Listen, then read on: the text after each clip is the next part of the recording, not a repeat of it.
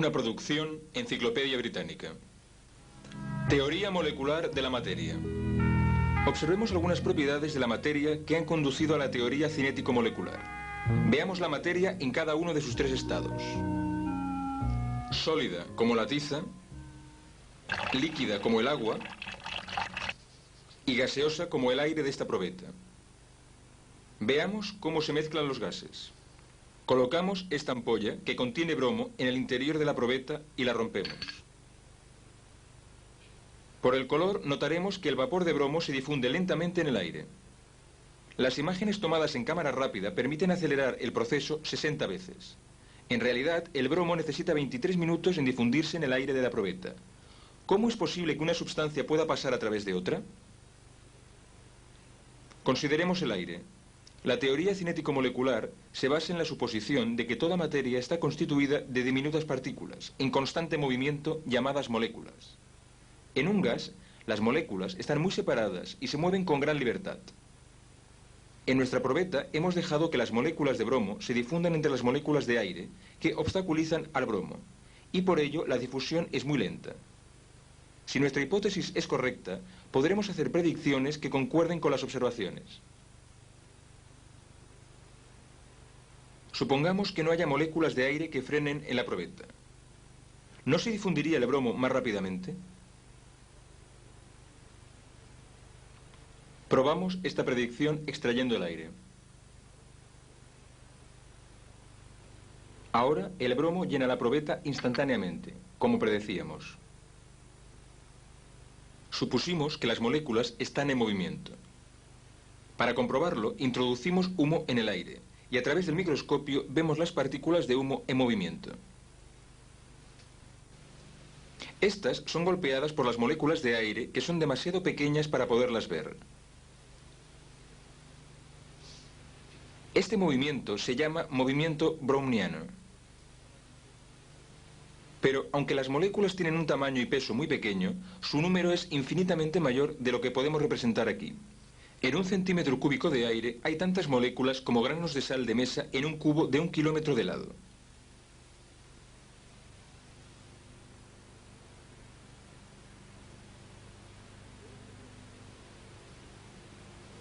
De este modo, existe un número inmenso de moléculas bombardeando continuamente las paredes del recipiente. Lo ilustraremos con pequeñas esferitas en un cilindro con un émbolo móvil. Ponemos las esferitas en movimiento. Cada una muy ligera comparada con el émbolo, pero su velocidad y la frecuencia de sus impactos produce una presión continua suficiente para levantarlo.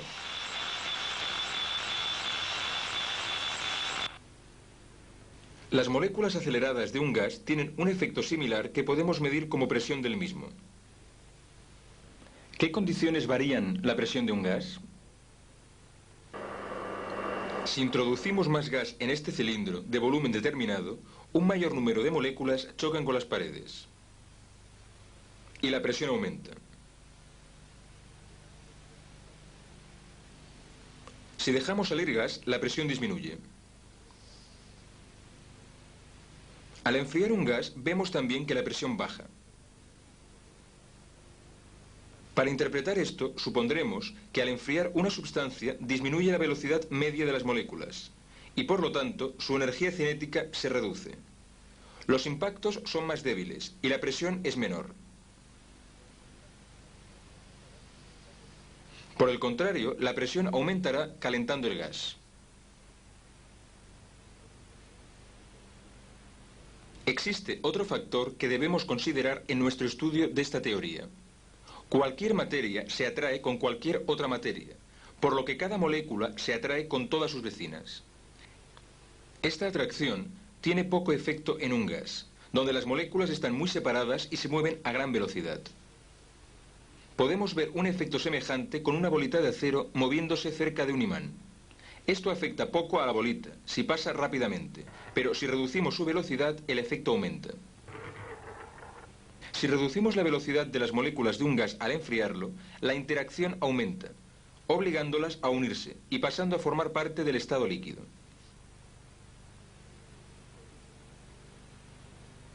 Este es el proceso de una condensación que podemos observar enfriando vapor de agua. Un número determinado de moléculas ocupan en estado gaseoso un volumen mucho mayor del que ocupaban en estado líquido.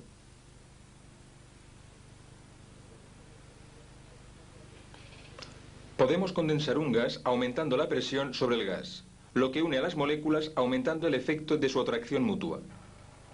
De la misma forma que el imán atrae más y más a la bolita al pasar más cerca. El efecto es el mismo que con el del enfriamiento, un cambio de estado de gas a líquido. Observemos ahora las características de la difusión en los líquidos. Tenemos permanganato de potasio y agua. Como las moléculas están mucho más juntas en el líquido que en el gas, podemos esperar una difusión más lenta. Observemos el proceso de difusión a cámara rápida, ya que se necesitan 18 horas para completarlo. Aunque las moléculas de un líquido están muy próximas entre sí, pueden moverse al azar.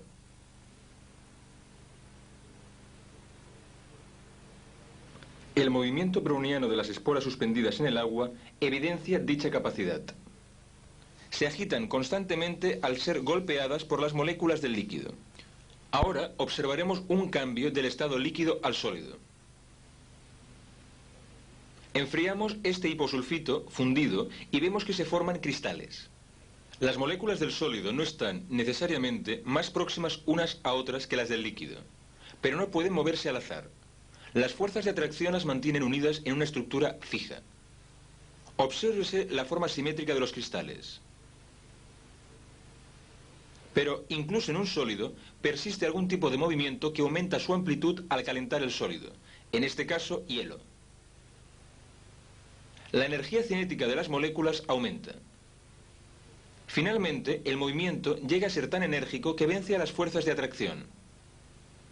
Ahora, las moléculas se mueven al azar y el sólido se ha convertido en líquido. Observemos que mientras el hielo se funde, la temperatura permanece constante en el punto de fusión, puesto que la energía calorífica que suministramos se consume para romper la fuerza de atracción. La energía cinética de las moléculas no aumenta. Solo cuando el hielo está fundido, la temperatura sube, si continuamos calentándolo. Otra vez, suspendemos esporas en el agua y vemos la aceleración del movimiento molecular al ir subiendo la temperatura de 20 grados centígrados a 70 grados centígrados. Algunas de las moléculas con más energía pueden liberarse de las demás al alejarse de la superficie del líquido. Esto es la evaporación, y su efecto es enfriar el líquido restante, puesto que la pérdida de moléculas de alta energía hacen descender la energía media y, por consiguiente, la temperatura. Si extraemos fuera el aire y dejamos evaporar el agua, rápidamente el líquido pierde tanto calor que llega a congelarse.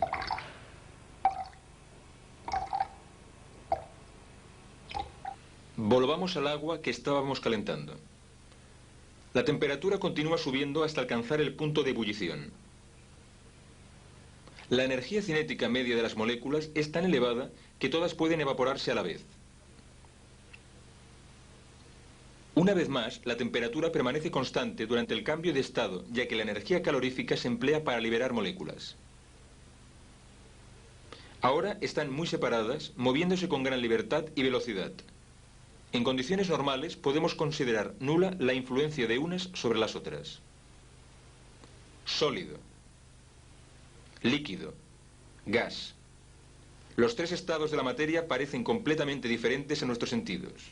Sin embargo, las diferencias que hemos visto se deben simplemente a movimientos moleculares distintos. La materia, en sus tres estados, puede considerarse compuesta de pequeñas partículas en movimiento. Esta es la suposición fundamental de la teoría cinético-molecular.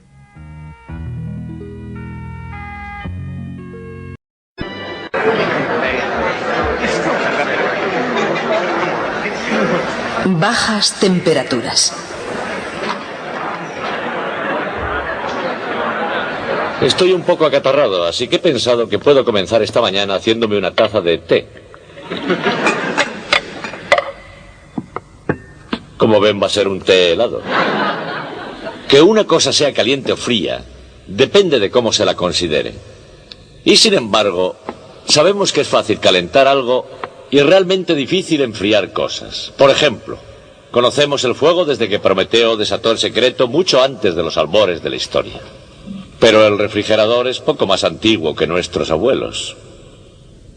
Nuestra tarea en la actualidad es encontrar la manera de enfriar las cosas. Y por cierto, ¿cómo de frío es el frío? El contenido de esto se encuentra a una temperatura tan baja que incluso el propio aire se licúa. Eso es frío de verdad. Hoy descubriremos la forma de conseguirlo. Estas máquinas extraordinarias hacen maravillas con el más común de los gases de la atmósfera, el aire. Es la materia prima de esta planta, el aire urbano de un moderno entorno industrial. Estas máquinas comprimen ese aire y consecuentemente también lo calientan. Después el aire es enfriado por primera vez.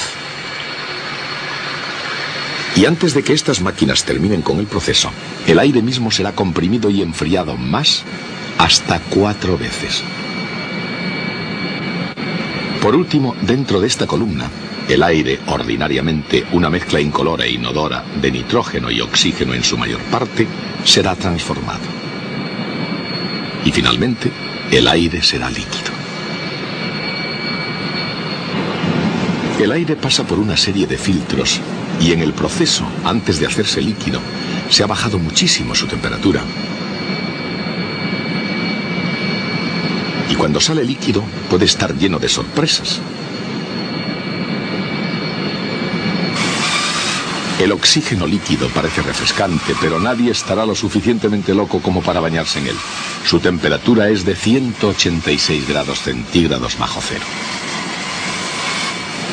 En el proceso de licuar el aire, las apariencias pueden engañar. Por ejemplo, a presión y temperatura normales el agua es un líquido y el aire es un gas invisible. Pero a las temperaturas que se manejan aquí, el aire es líquido. Su vapor se puede ver fácilmente. El agua se convierte en sólido bajo el sol de mediodía. En las fábricas, lo mismo que en la naturaleza, las maravillas del nitrógeno y del oxígeno nunca pueden dejar de asombrarnos. Eso es porque cualquier sustancia en el mundo, incluso el aire, puede ser sólido, líquido o gas. Dependiendo de dos variables, presión y temperatura, la materia forma sólidos, líquidos o gases. Esos son los estados de la materia.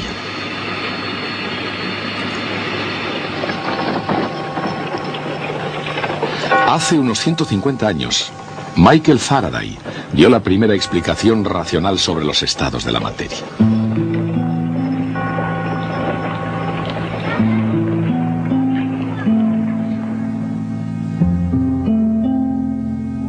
Nacido en la pobreza más que en el bienestar, el joven Faraday entró a pesar de todo en el mundo de la ciencia. Y finalmente, una vez que estuvo bien asentado en la British Royal Institution, llegó a alturas nunca alcanzadas desde Sir Isaac Newton. Pronto descubrió que experimentar con los estados de la materia podía ser un asunto peligroso. Por ejemplo, en 1823, haciendo ensayos con gas cloro liberado al calentar un tubo de cristal precintado, Faraday observó que se formaba un fluido en el extremo más frío del tubo. Guardar el tubo abierto para investigar puede ser una imprudencia. Pero Michael Faraday no perdió su flema inglesa. En lugar de eso, había encontrado cloro líquido. Habiendo licuado un gas, el cloro, estaba ansioso por hacer lo mismo con otros gases. Tal vez demasiado ansioso. Pero a pesar de las presiones de su trabajo, Michael Faraday sobrevivió.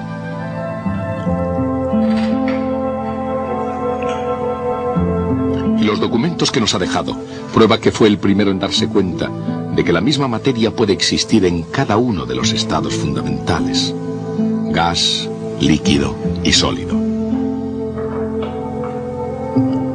Pero esa existencia requerirá la temperatura y la presión adecuadas.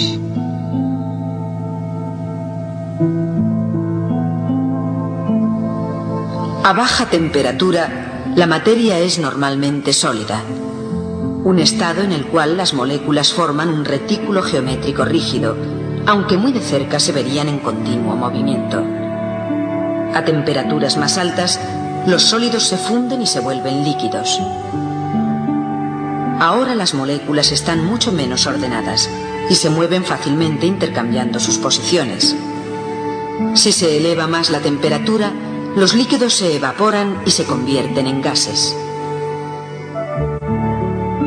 Un estado en el cual las moléculas no se adhieren unas a otras, sino que por el contrario rebotan al chocar unas con otras. Estados de agregación de la materia. La materia forma todo lo que existe en el universo. Se presenta en 4 estados: sólido, líquido, gas y plasma. Todos los cuerpos están formados por materia, cualquiera que sea su forma, tamaño o estado. Pero no todos ellos están formados por el mismo tipo de materia, sino que están compuestos de sustancias diferentes. Para examinar la sustancia de la que está compuesto un cuerpo cualquiera, esta puede dividirse hasta llegar a las moléculas que lo componen. Estas partículas tan pequeñas son invisibles a nuestros ojos, sin embargo, mantienen todas las propiedades del cuerpo completo. A su vez, las moléculas pueden dividirse en los elementos simples que lo forman, llamados átomos. Estado sólido. En el estado sólido, las partículas solamente pueden moverse vibrando u oscilando alrededor de posiciones fijas, pero no pueden moverse trasladándose libremente a lo largo del sólido. Las partículas en el estado sólido, propiamente dicho, se disponen de forma ordenada, con una regularidad espacial geométrica que da lugar a diversas estructuras cristalinas. Al aumentar la temperatura, aumenta la vibración de las partículas. Sus características son: tienen forma y volumen constantes, tienen gran fuerza de cohesión, no tienen movimiento de traslación, solo rotación y vibramiento, tienen rigidez y regularidad de sus estructuras. Estado líquido. El número de partículas por unidad de volumen es muy alto, por ello son muy frecuentes las colisiones y fricciones entre ellas. Así se explica que los líquidos no tengan forma fija y adopten la forma del recipiente que los contiene. También se explican propiedades como la fluidez o la viscosidad. En los líquidos el movimiento es desordenado, pero existen asociaciones de varias partículas que, como si fueran una, se mueven al unísono. Al aumentar la temperatura, aumenta la movilidad de las partículas. Sus características son: volumen constante, fuerza de cohesión media, tiene movimiento de traslación, rotación y vibración. Estado gaseoso. Incrementando la temperatura se alcanza el estado gaseoso. Los átomos o moléculas del gas se encuentran virtualmente libres, de modo que son capaces de ocupar todo el espacio del recipiente que lo contiene, aunque con mayor propiedad debería decirse que se distribuye por todo el espacio disponible. Sus características son: cohesión mínima, sin forma definida. Su volumen solo existe en recipientes que lo contengan. Puede comprimirse fácilmente. Estado plasma. El plasma es conocido como el cuarto estado de la materia. Es un estado en el que los átomos se han roto y este queda formado por los electrones e iones positivos. En la baja atmósfera, cualquier átomo que pierde un electrón lo recupera pronto o atrapa otro, pero a altas temperaturas, como en el Sol, es muy diferente.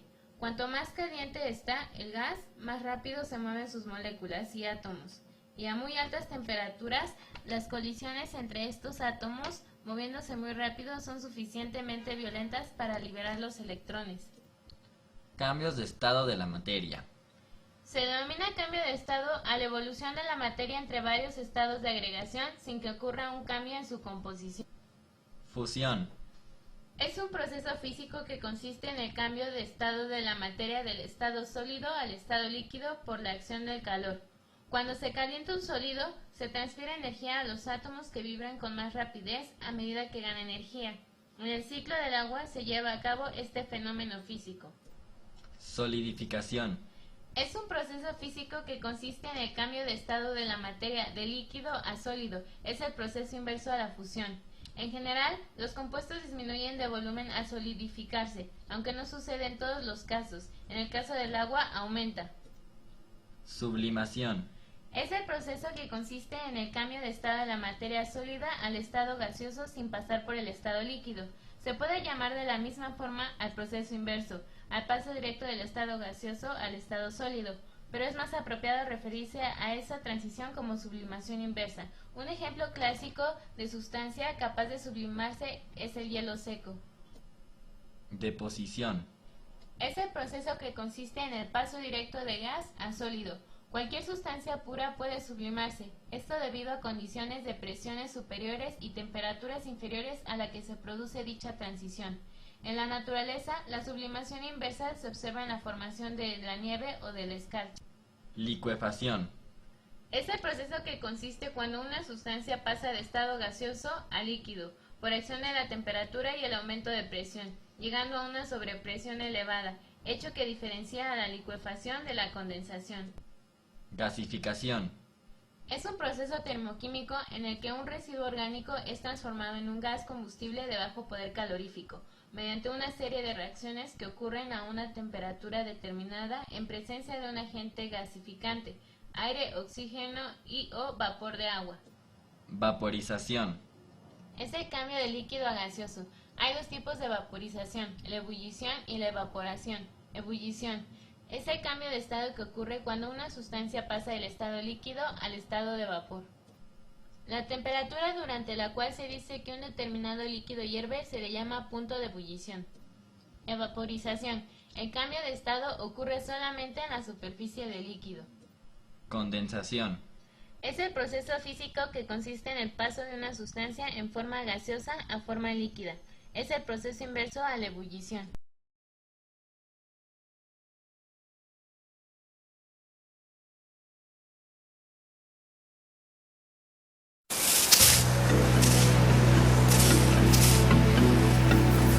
La materia forma todo lo que existe en el universo, desde la Tierra bajo nuestros pies hasta las estrellas en el firmamento. La materia tiene 4 estados: sólido, líquido, gas y plasma. Las moléculas de los sólidos están muy cerca una de otra y mantienen su forma.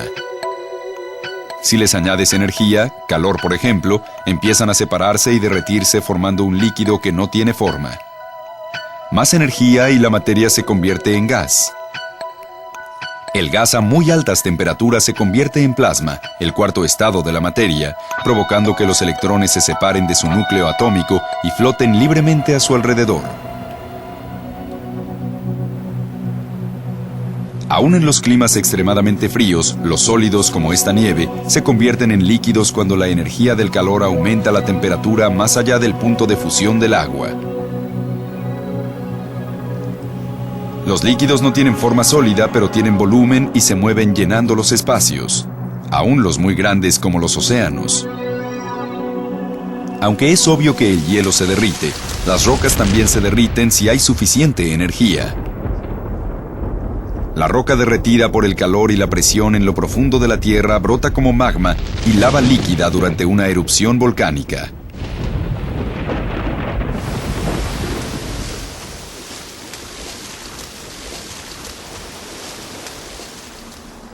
Las moléculas del gas están más separadas y contienen más energía que los líquidos.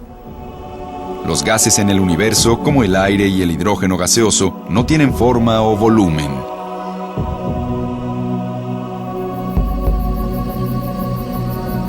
El plasma en el universo es gas a muy altas temperaturas. El plasma forma más del 99% de nuestro universo visible. Sus partículas cargadas de electricidad son la materia que forma las estrellas.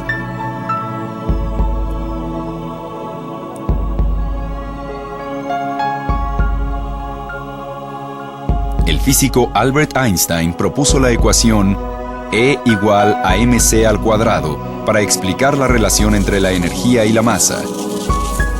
La interpretación más sencilla sugiere que la materia puede convertirse en energía y la energía en materia.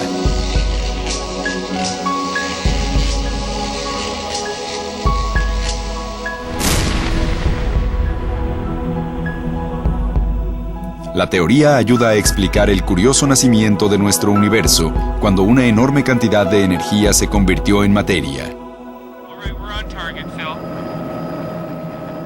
Sin importar su estado, la materia nos demuestra la propiedad de la inercia. Esta ley natural nos indica que la materia no cambia a menos que una fuerza externa lo provoque.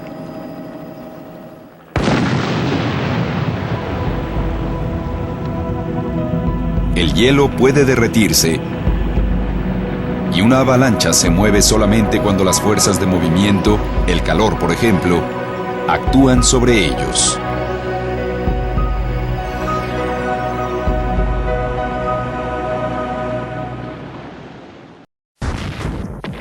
La antimateria se forma naturalmente en extrañas colisiones de ultra alta velocidad, como aquellas que suceden dentro de las explosiones solares. Pero ahora los científicos pueden producir antimateria en la Tierra.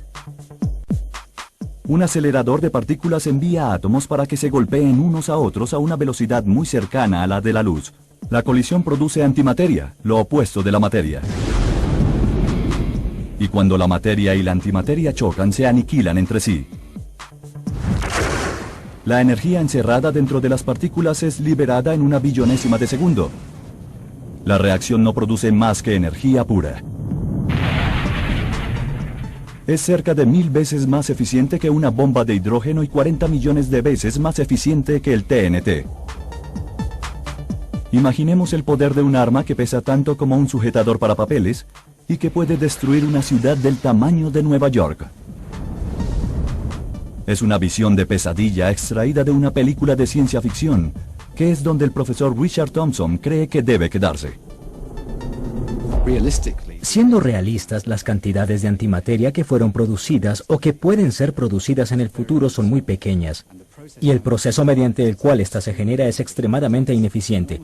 Se requiere mucha energía y tiempo para generar una cantidad significativa de antimateria. Para acumular el material que pueda medirse, nos tardaríamos billones de años. Y mantenerla confinada es aún más difícil. La forma usual de contener la antimateria es depositarla en un tubo de metal hermético al aire llamado trampa de Penning. Las partículas de antimateria no se ven a simple vista. Esta trampa demuestra el principio en una escala aumentada. En el interior, unos poderosos campos electromagnéticos aíslan la antimateria. Una fuerza magnética similar a la que se halla dentro de este juguete de escritorio y que mantiene el globo suspendido. El globo está ahora suspendido por esas fuerzas y debido a eso no se cae. No toca la base ni los lados. Eso significa que si fuera una antipartícula, no tocaría el artefacto. Pero si la antipartícula tocara la materia de las paredes de la trampa, ésta se aniquilaría con el contacto. La cantidad de materia que se puede almacenar en estas trampas es muy limitada. La razón para ello es que al ser partículas cargadas se empujan. Entonces, la densidad que puede permitir la trampa es muy limitada. El poder explosivo de esto, si se pudiera convertir por completo en energía, sería una diminuta fracción de la contenida en la cabeza de un cerillo. Al parecer, la antimateria, el más poderoso material destructivo, debe permanecer en el dominio de la ciencia ficción, al menos por ahora. La incansable búsqueda por una mejor y más grande explosión. De todas las tecnologías del mundo, muy pocas experimentan una tasa tan rápida de progreso.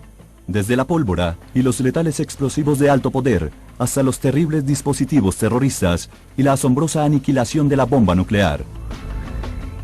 En un lapso de apenas 300 años, el poder explosivo se ha incrementado más de 100 millones de veces. Ahora nos asomamos al umbral de una nueva era explosiva, a medida que los científicos empujan los límites de las posibilidades aún más lejos, en busca de una explosión aún más grande.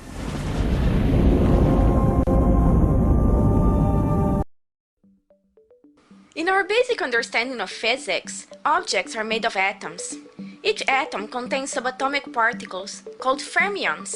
But what makes up these particles? Let's examine a physical string. It can vibrate at different frequencies, producing a range of different notes. Now, imagine a string a billion times smaller than an atom. When it vibrates, instead of making a sound, it manifests as a particle. One frequency produces a neutron, another a proton. What happens when these particles change or interact with each other, as in the beta decay of a neutron? Physicists use the properties of strings to model these interactions.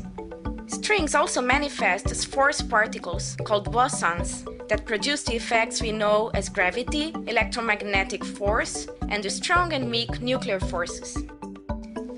By following the math, physicists discovered that strings occupy space, time, and an additional 6 or 7 higher dimensions. While it is difficult to imagine something that exists in 10 or 11 dimensions, this framework may be the best way to describe the behavior of forces and particles in our universe. Movement of a string in one of these extra dimensions may produce effects we can measure, such as the spin or charge of a particle. The overall energy of string's vibration determines the mass of the particle, given by Einstein's famous equation E equals mc squared. Physicists hope that their model will someday lead to a theory of everything that encompasses the 4 fundamental forces and all the known matter in the universe. Strings will then be the basic element that underlies all of physics and explains every previous theory in a new, comprehensive model.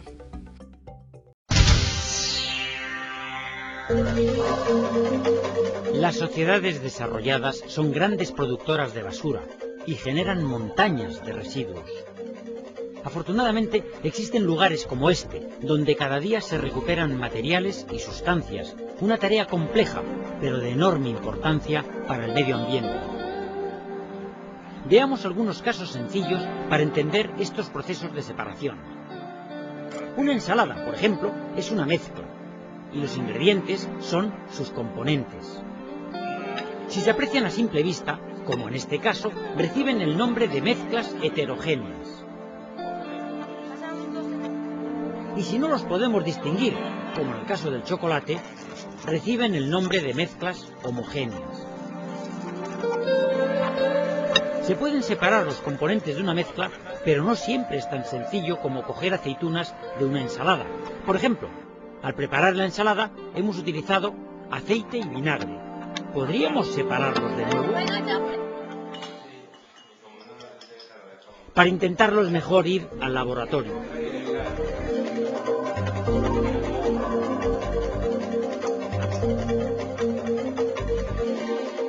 Basta con poner la mezcla en este embudo especial llamado de decantación y esperar.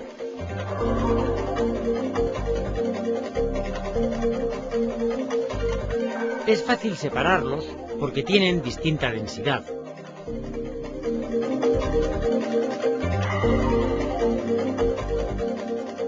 En definitiva, para separar una mezcla hay que aprovechar las diferentes propiedades de sus componentes. Así, por ejemplo, si queremos separar esta mezcla de arena y limaduras de hierro,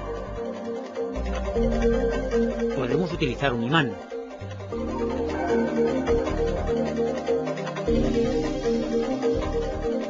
¿Y si la mezcla es de arena y sal? Ahora ya no sirve el imán, habrá que buscar otra propiedad. Bueno, si añadimos agua, la sal se disuelve y la arena no.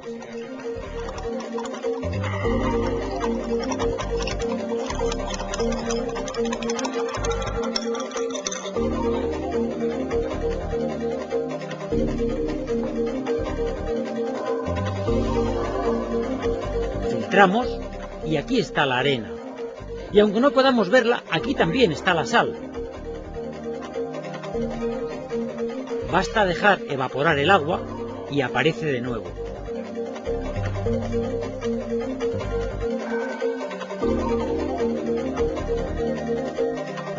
A veces la separación es un poco más laboriosa, como en el caso del vino. La etiqueta advierte un peligroso componente, el alcohol. ¿Tiene realmente el vino alcohol?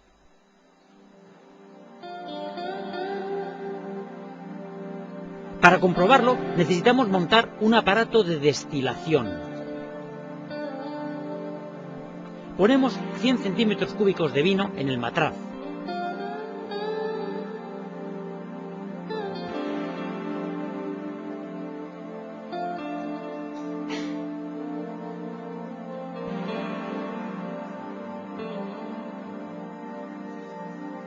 y prendemos el mechero.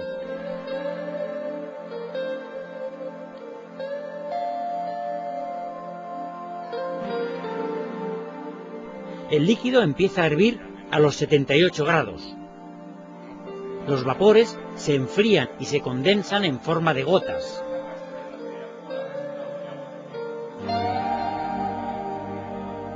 La temperatura no cambia. Ya no salen más gotas. Atención, empieza a subir la temperatura. Es hora de cambiar el vaso. Desde luego, el líquido que hemos recogido sí huele a alcohol. Y además arde como el alcohol. Claro, efectivamente, era alcohol. El alcohol puro hierve a 78 grados, y esa es la propiedad que nos permite separarlo de otros líquidos. Hemos recogido unos 12 centímetros cúbicos de alcohol, así que cuando alguien bebe una pequeña copa de vino, toma una parte de alcohol. Todo esto. Y todavía es mucho peor si tomara ginebra o coñac, donde casi la mitad del volumen es alcohol puro. Con el alcohol no se juega. El alcohol es peligroso para uno mismo y también para los demás. Menos mal que se puede detectar con alcoholímetros como este.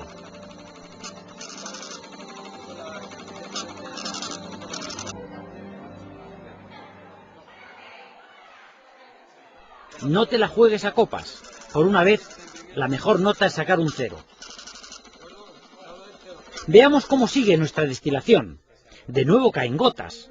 El termómetro señala ahora 100 grados, el punto de ebullición del agua. Así que estamos separando el agua, que también tiene el vino. En definitiva, vemos que cada técnica de separación aprovecha diferentes propiedades de las sustancias. Muchas de estas técnicas nos permiten separar los componentes útiles de la basura y darles una nueva oportunidad para volver a ser útiles.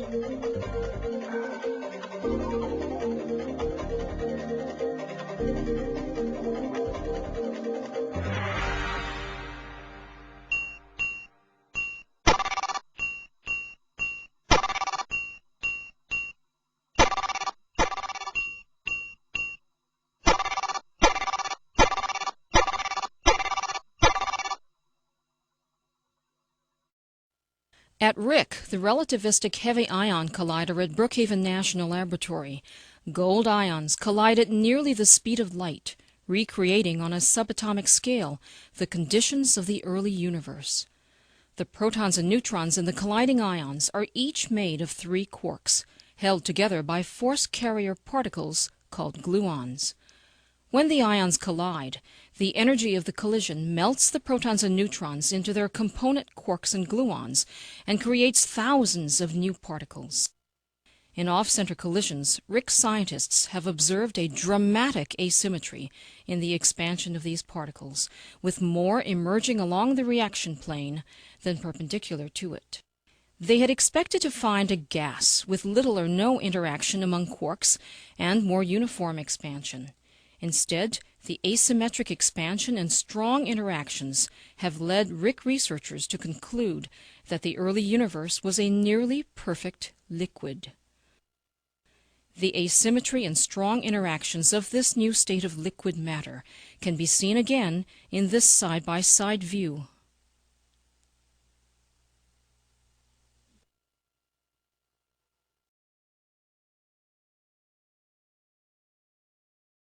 Durante los siglos 6 a 4 a.C., en las ciudades griegas surgió una nueva mentalidad, una nueva forma de verle el mundo no como algo controlado por los dioses y manejado a su capricho, sino como una inmensa máquina gobernada por unas leyes fijas e inmutables que el hombre podía llegar a comprender. Fue esta corriente de pensamiento la que puso las bases de la matemática y las ciencias experimentales. El concepto de átomo existe desde la antigua Grecia, propuesto por los filósofos griegos Demócrito, Leucipo y Epicuro. Demócrito, uno de estos pensadores griegos, en el siglo IV a.C., se interrogó sobre la divisibilidad de la materia. A simple vista, las sustancias son continuas y se pueden dividir. ¿Es posible dividir una sustancia indefinidamente? Demócrito pensaba que no, que llegaba un momento en que se obtenían unas partículas que no podían ser divididas más. A esas partículas las denominó átomos, que en griego significa indivisible. Sin embargo, no se generó el concepto por medio de la experimentación, sino como una necesidad filosófica que explicara la realidad. Las ideas de Demócrito, sin estar olvidadas completamente, cayeron en desuso durante más de 2000 años. Mientras tanto, se desarrolló la química, se descubrieron nuevos elementos y se descubrieron las leyes que gobiernan las transformaciones químicas. Precisamente para explicar algunas de estas leyes, las leyes ponderales, Dalton en 1808 propuso una nueva teoría atómica. Según esta teoría, los elementos estaban formados por átomos indivisibles e indestructibles, todos iguales entre sí pero distintos de los átomos de los otros elementos. La unión de los átomos daba lugar a la variedad de sustancias conocidas y la ruptura de las uniones entre los átomos para formar nuevas uniones era el origen de las transformaciones químicas. Luego del descubrimiento del electrón en 1897 por Joseph John Thomson, se determinó que la materia se componía de dos partes, una negativa y una positiva. La parte negativa estaba constituida por electrones, los cuales se encontraban, según este modelo, inmersos en una masa de carga positiva, a manera de pasas en un pastel, de la analogía del inglés plum pudding model o uvas en gelatina. Para explicar la formación de iones positivos y negativos y la presencia de los electrones dentro de la estructura atómica, Thomson ideó un átomo parecido a un pastel de frutas. Una nube positiva que contenía las pequeñas partículas negativas, los electrones, suspendidos en ella. El número de cargas negativas era el adecuado para neutralizar la carga positiva. En el caso de que el átomo perdiera un electrón, la estructura quedaría positiva, y si ganaba, la carga final sería negativa. A partir del experimento de Rutherford, el físico del mismo nombre representó un avance sobre el modelo de Thomson, ya que sostiene que el átomo se compone de una parte positiva y una negativa. Sin embargo, a diferencia del anterior, postula que la parte positiva se concentra en un núcleo, el cual también contiene virtualmente toda la masa del átomo, mientras que los electrones se ubican en una corteza orbitando al núcleo en órbitas circulares o elípticas, con un espacio vacío entre ellos. A pesar de ser un modelo obsoleto, es la percepción más común del átomo del público no científico. Rutherford predijo la existencia del neutrón en el año 1920, por esa razón en el modelo anterior, el de Thomson, no se habla de este. El modelo de Niels Bohr es estrictamente un modelo del átomo de hidrógeno, tomando como punto de partida el modelo de Rutherford. El átomo es un pequeño sistema solar con un núcleo en el centro y electrones moviéndose alrededor del núcleo en órbitas bien definidas. Las órbitas están cuantizadas, por lo que los electrones pueden estar solo en algunas de ellas. En 1916, Arnold Sommerfeld modifica el modelo atómico de Bohr, en el cual los electrones solo giraban en órbitas circulares, al decir que también podían girar en órbitas elípticas. La naturaleza ondulatoria de la materia fue generalizada por Erwin Schrödinger en 1926 y con ello se actualizó nuevamente el modelo del átomo. En el modelo de Schrödinger se abandona la concepción de los electrones como esferas diminutas con carga que giran en torno al núcleo. En vez de esto, Schrödinger describe a los electrones por medio de una función de onda, el cuadrado de la cual representa la probabilidad de presencia en una región delimitada del espacio. Esta zona de probabilidad se conoce como orbital.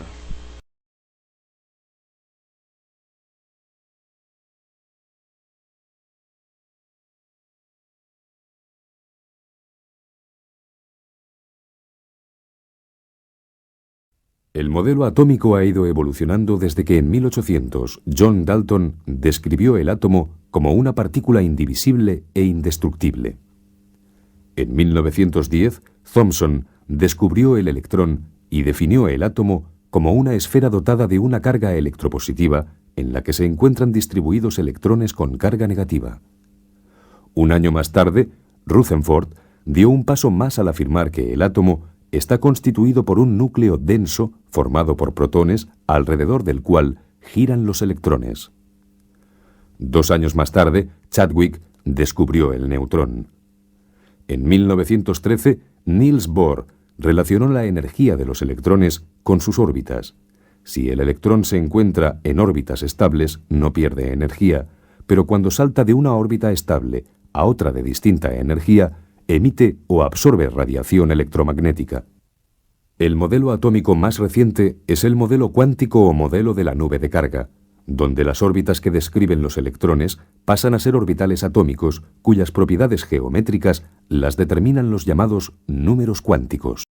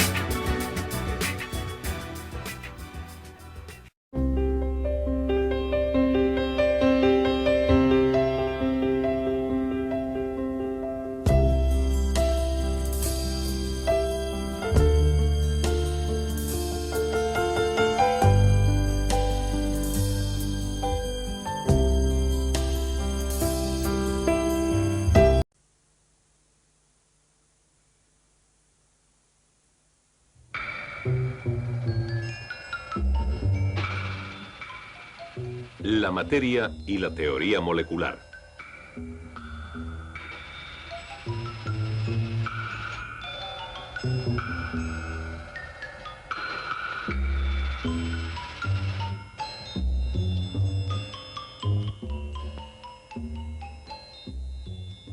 Sabemos que el calor puede transformar la materia de un estado en otro.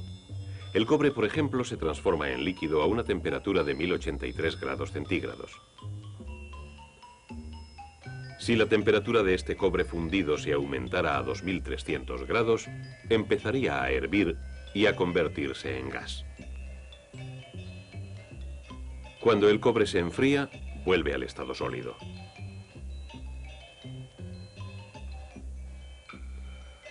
Si toda la materia está compuesta de átomos y moléculas, ¿qué podemos aprender sobre los átomos y las moléculas al observar los sólidos, los líquidos y los gases? Según la teoría molecular de la materia, todos los sólidos se componen de átomos y moléculas dispuestos de forma ordenada, denominada estructura cristalina. Esta disposición proporciona a los cristales sus formas características. Esta estructura cristalina no se observa a simple vista en la mayoría de los sólidos. Si una pieza de cobre se pule y se lava con ácido para eliminar el óxido, se puede observar al microscopio.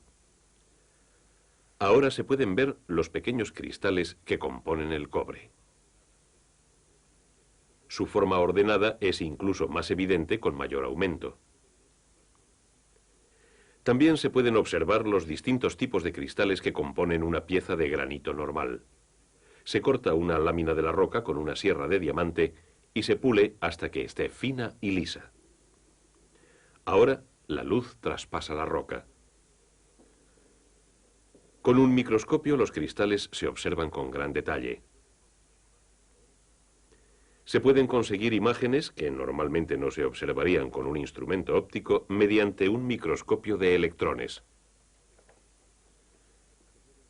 Se cree que estos pequeños cristales de arcilla son moléculas individuales y los científicos creen que los sólidos se componen de moléculas ordenadas.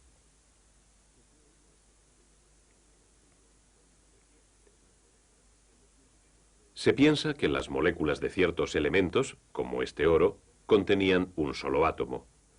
Cuando se observa una fina lámina de oro a través del microscopio de electrones, se aprecia una estructura regular. Este modelo es una red de estructura cristalina y se cree que puede ser una estructura de átomos individuales de moléculas que componen el oro en estado sólido. Cada punto se considera un átomo. Cuando los átomos se encuentran en esta disposición, la materia es sólida. Vamos a utilizar estas bolas metálicas para representar los átomos de oro en su estado sólido. Si unimos una pieza de oro a otra de plata y las metemos en un horno eléctrico, podemos aprender algo más sobre el comportamiento de los átomos y moléculas en sólidos a altas temperaturas.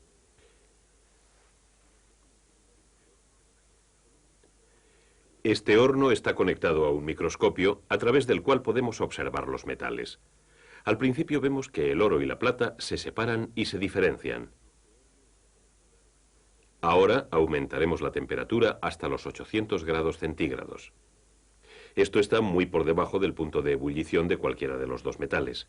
No obstante, pronto observamos un cambio. La línea entre los metales se distingue. Al cabo de 24 horas en el horno, parece que los metales se han mezclado. Pero ¿cómo pueden dos piezas de metal mezclarse sin fundirse? ¿Cómo puede el calor haber afectado las moléculas de oro y plata para producir una nueva sustancia compuesta por los dos?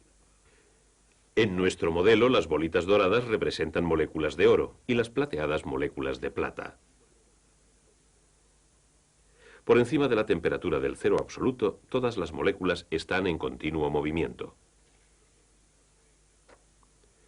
Los científicos creen que el movimiento de estas moléculas se produce a causa del calor.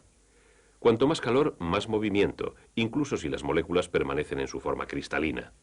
Sin embargo, a altas temperaturas, incluso por debajo del punto de ebullición, esta estructura puede llegar a ser inestable. Entonces las moléculas individuales pueden salirse de la estructura y otras moléculas ocupar los espacios que las primeras dejan libres.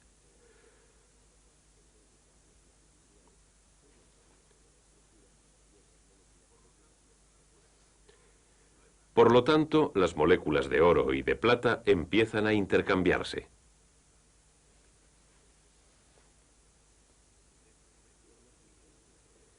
En este momento, la línea entre los dos elementos empieza a desaparecer.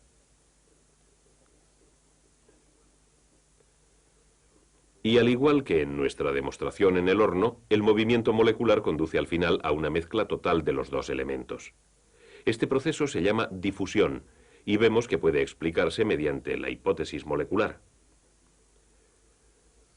Utilizando un trozo de hielo a temperatura ambiente, observamos la estructura cristalina de un sólido en proceso de descomposición total por el calor.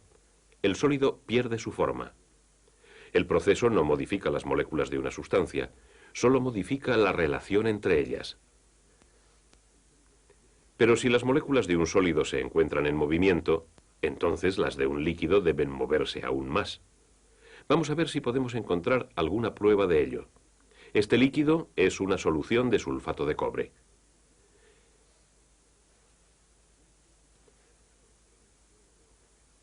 Ya que la solución de sulfato de cobre pesa más que el agua, permanece en el fondo del vaso. Los dos líquidos se separan y se diferencian. Pero con el tiempo vemos que los líquidos se difunden de la misma forma que lo hicieron la plata y el oro. Esto puede explicarse si consideramos que el agua y el sulfato de cobre están compuestos de moléculas separadas en constante movimiento, como estas bolitas. Las bolitas no tienen una estructura regular porque representan un líquido. Con el paso del tiempo, las moléculas chocan unas con otras y se difunden, tal como ocurrió con la plata y el oro en nuestro horno. Podemos observar los efectos de las moléculas en movimiento más de cerca si colocamos una gota de leche en un portaobjetos del microscopio.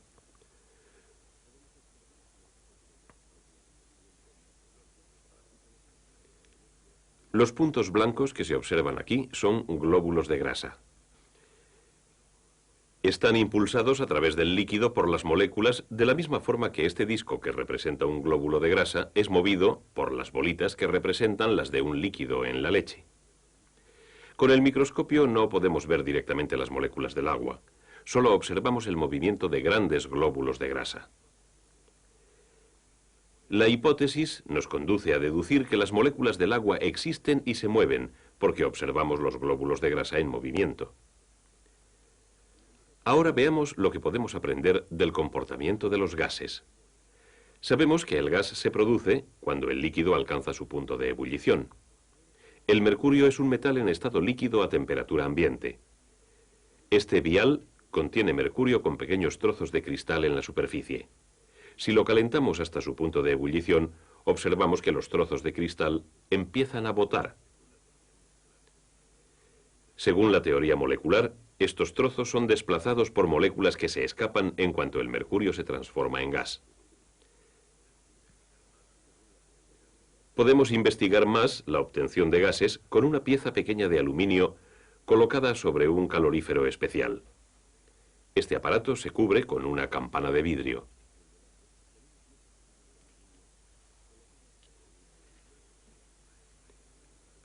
Luego se extrae el aire. Tras crear el vacío dentro de la campana, se conecta el aparato. Pronto se funde el aluminio y poco después hierve. Al hervir, la jarra de cristal se oscurece hasta llegar a ser casi opaca. Encontramos su interior totalmente cubierto por una película brillante.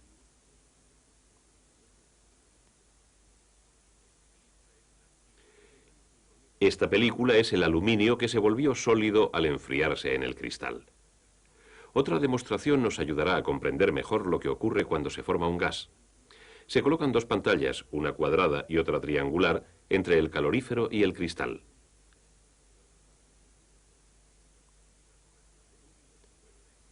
Si las moléculas de aluminio se mueven en línea recta, como hace la luz, estas pantallas no dejarán que lleguen a ciertos lugares de la jarra de cristal. Vemos cómo las moléculas oscurecen parte del cristal, pero cómo las dos áreas protegidas por las pantallas permanecen claras. Por lo visto, las moléculas sí se mueven en línea recta. Podemos aprender algo sobre la velocidad y cantidad de las moléculas que se escapan mediante este pequeño molinillo. Se le coloca al lado del calorífero y se protege un lado. Cuando se calienta el aluminio, el molinillo empieza a girar. Con el aumento de la temperatura, escapan más moléculas de forma rápida. El molinillo gira más deprisa. Este modelo demuestra cómo se produce un gas. Las bolitas representan la acción de las moléculas en un líquido calentado. El calor aumenta la actividad de las moléculas. Cuando se alcanza el punto de ebullición, las moléculas se proyectan desde la superficie. Se forma un gas. A cámara lenta observamos que las bolitas se desplazan en línea recta hasta chocar entre sí o con los lados del contenedor. Ahora vamos a preparar una sustancia que permanece en estado gaseoso a temperatura ambiente. Al introducir cobre en ácido nítrico, se produce dióxido de nitrógeno, un gas marrón oscuro que se recoge con este aparato.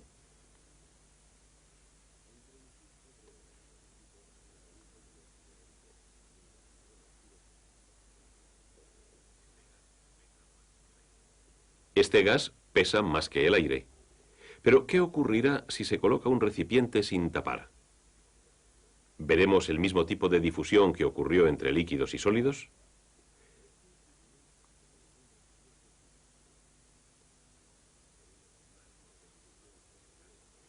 Tras 12 minutos, el gas y el aire se difunden totalmente.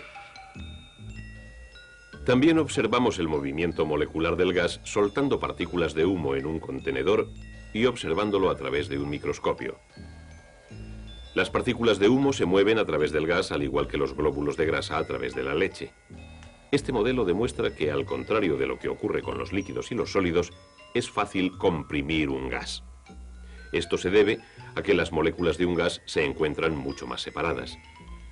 Esta jeringa llena de aire demuestra cómo el volumen de un gas puede cambiarse.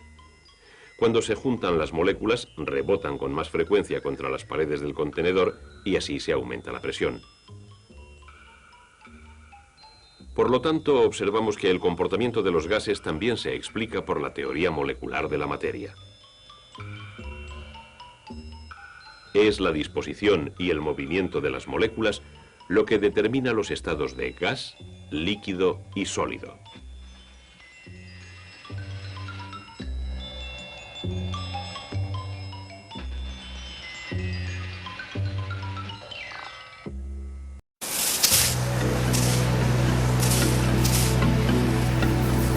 La materia forma todo lo que existe en el universo, desde la Tierra bajo nuestros pies hasta las estrellas en el firmamento.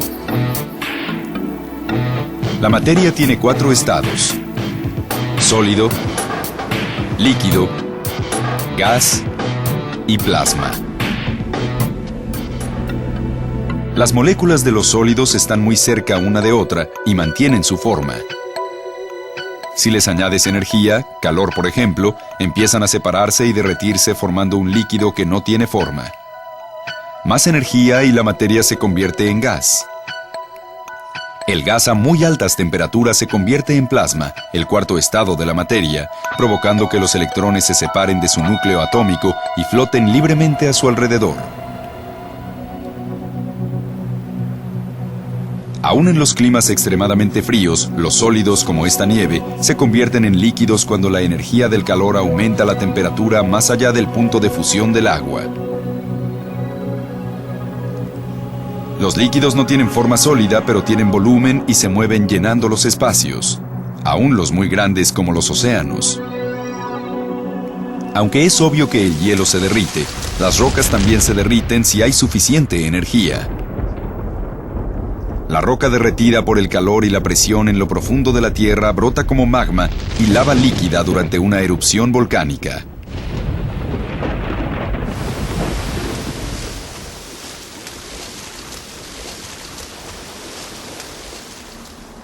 Las moléculas del gas están más separadas y contienen más energía que los líquidos.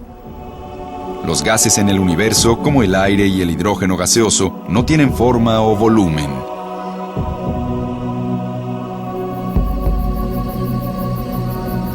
El plasma en el universo es gas a muy altas temperaturas. El plasma forma más del 99% de nuestro universo visible. Sus partículas cargadas de electricidad son la materia que forma las estrellas.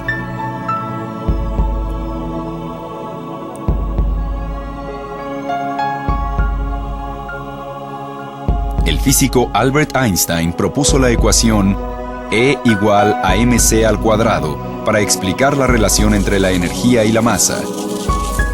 La interpretación más sencilla sugiere que la materia puede convertirse en energía y la energía en materia.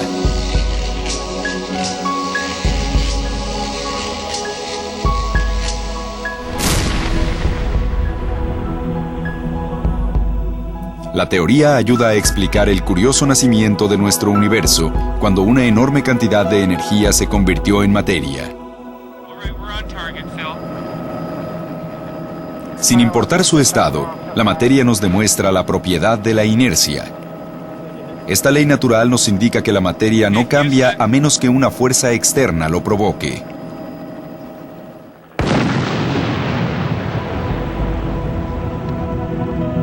El hielo puede derretirse y una avalancha se mueve solamente cuando las fuerzas de movimiento, el calor por ejemplo, actúan sobre ellos.